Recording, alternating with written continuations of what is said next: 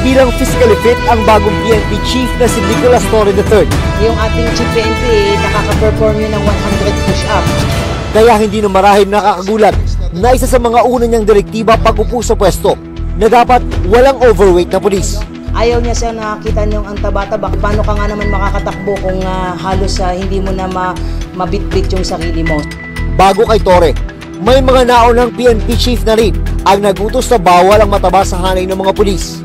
Pero sabi ng bagong liderato ng PNP, panahon na muling seryosohin ng mga pulis ang kanilang annual physical fitness test at disiplina sa pangangatawan, mababa o mataas man ang kanilang ranggo.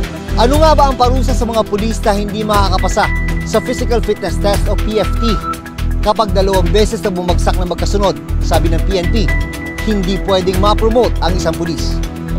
At kapag hindi na-promote, maaari itong mauwi sa pagkakaalis sa serbisyo. Bukod sa maayos na pangangatawan, gusto rin ito rin na maging sharpshooter ang mga pulis.